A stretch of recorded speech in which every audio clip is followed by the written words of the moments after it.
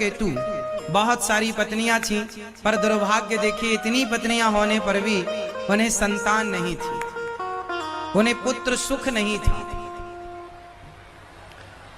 बहुत पूजा पाठ यज्ञ जब तब किया। एक दिन संत जी से कहा, हे प्रभु मेरे पुत्र को, मेरी पत्नी को कोई संतान नहीं है, मुझे कोई पुत्र सुख नहीं है। संत जी ने कहा, तेरे भाग्य में पुत्र सुख है ही नहीं, क्या करें कि सुख मिले। संत ने कहा, जिद ना करो, नहीं नहीं हमें तो पुत्र चाहिए। तो ठीक है, आपको चाहिए तो एक काम करो कि आप ये फल खिला दो। पत्नी को फल खिलाया, पर संत जी ने कहा था, पुत्र तुम्हें सुख भी देगा और पुत्र तुम्हें दुख भी देगा, सुख दुख दोनों ही मिलेगा।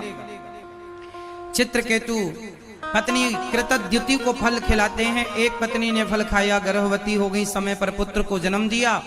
एक रानी को बेटा हुआ, बाकी रानियों को कुछ नहीं। जब बेटा 5 साल का हुआ, रानी राजा बड़े प्रेम से खुश रहने लग गए। अब बाकी जो रानियां थी उनको जलन होने लगी कि राजा तो हमें देखते भी नहीं। उन रानियों ने जहर दे करके उस बच्चे को जलन के कारण जहर देकर मार दिया। बच्चा मर गया। राजा रानी रोने लगे कि हे विधाता, मेरे पुत्र को आपने उठा लिया। बहुत रोए, पर नारद जी ने समझाया। क्यों रो रहे हैं? नारद जी ने समझाया, आप क्यों रो रहे हैं? महाराज बेटा चला गया। अच्छा एक बात बताओ, जब कोई मरता है तो रोना जरूरी होता है क्या?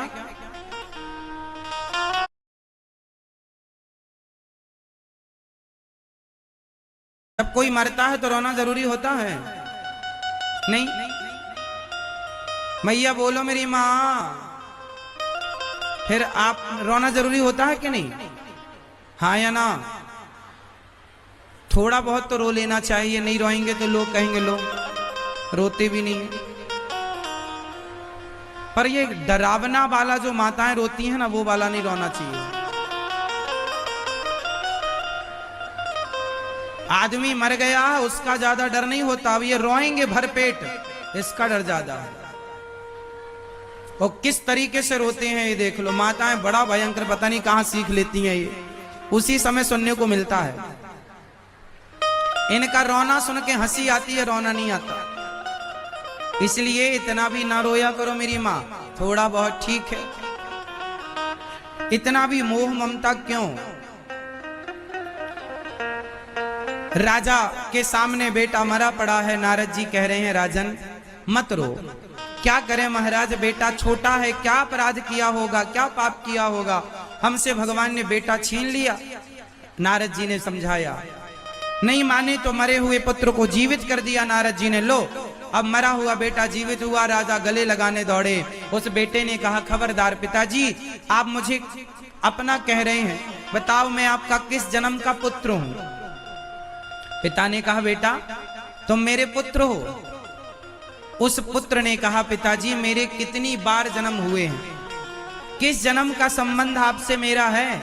मैं तो अपना कुछ हिसाब किताब चुकाने आया था, सो चुका कर जा रहा हूं। पिछले जन्म में मैं भिखारी था और आपके घर भिक्षा मांगने आया, तो आपने मुझे गेहूं काटा दिया, थोड़ा सा ओपले कंडे दिए, मैंने शाम के समय उन कंडों में आग लगा दी, ध्यान दिया नहीं। उन कंडों में, ओपलों में बहुत सारी चींटियां थी, जलकर समाप्त हो गईं। उस आग में मैंने आपके आटे की 5 रोटियां बनाई और 5 रोटियां भोग लगाकर ठाकुर जी को प्रसाद पाया। आपकी 5 रोटियां खाई थी तो 5 वर्ष तक आपका बेटा बन के आपके 5 रोटियों का हिसाब मैंने चुकाया। मैंने उन चींटियों को जलाया, उन्होंने मुझे इस जन्म में जहर दे करके जला दिया। वो तो भोग लगाया भगवान को, तो एक ही जन्म में सबका हिसाब किताब चुक गया, वरना करोड़ों बार जन्म लेके सबका अलग अलग हिसाब किताब चुकाना पड़ता। आपको क्या लगता है, आप लोगों ने ये जो जन्म लिया है, क्यों लिया है जन्म? आपकी पत्नी, आपका पति कौन है? आपका हिसाब किताब चुकाने के लिए। पत्नी से आपका कोई हिसाब बाकी था, वो चुकाने के लिए आपको पत्नी मिली, पति मिला, पुत्र मिला, परिवार मिला, जिसका हिसाब किताब जब चुक जाएगा वो, हाँ मेरी माँ, जिसका जब हिसाब चुक जाएगा तो चला जाएगा। क्योंकि यहाँ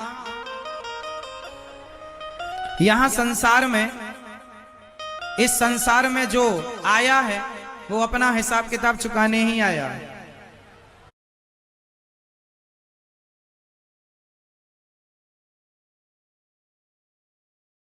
आपको कब जाएगा छोड़कर? जब आप उसका हिसाब किताब पूरा हो जाएगा। 7 दिन के लिए हम दिल्ली आए हैं कथा सुनाने, 7 दिन सुनाएंगे चले जाएंगे। हमारा 7 दिन के लिए ही यहाँ आना हुआ है। उसी तरह जैसे हम 7 दिन के लिए आए हैं, आप लोग इस मैदान पर 3 घंटे 3.5 घंटे के लिए आए हैं, कथा पूरी होते ही आप लोग चले जाएंगे। उसी तरह हम लोग इस संसार में कोई 70 साल के लिए, कोई 80 साल के लिए, कोई 100 साल के लिए आया है, हिसाब किताब पूरा करेगा, रवानगी होगी, छुट्टी, चलो आए हो जाओ।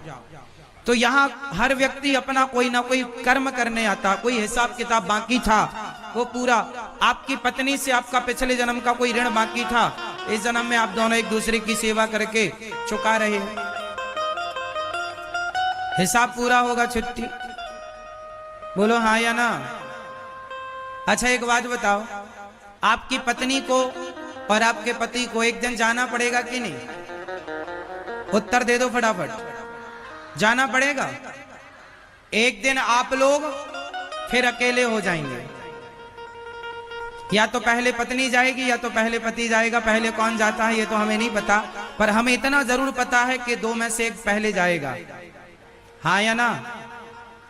इसलिए संसार से इतनी मोहब्बत ना करना कि संसार के लोग ना रहें तो उनके लिए रोना पड़े। अभी से मन सबसे हटाना स्टार्ट कर दो, और अभी से एक भगवान, तू अकेला नहीं प्यारे राम तेरे साथ में, एक समय पर आपको अकेले रहना पड़ेगा। तो अभी से थोड़ा अकेले रहने की आदत बनाओ, अभी से भगवान के संग रहा करो, क्योंकि जीवन का अंतिम पड़ाव फिर कोई ना होगा आपके साथ। एक आप होंगे और एक भगवान होंगे, बस आप दोनों होंगे, तीसरा कोई नहीं। किसी को फुर्सत ही नहीं आपके पास आने की, आपके बगल में बैठने की, आपसे बातचीत करने की। हाँ या ना? इसलिए ये संसार, यहाँ कुछ दिनों के लिए हमें ये लोग मिले हैं, और यहां से जरा समझिएगा, रचा है सृष्टि को जिस प्रभु ने, वही ये सृष्टि चला रहे हैं। ये संसार कौन चला रहा है मेरी माँ? जो पेड़ हमने लगाया पहले,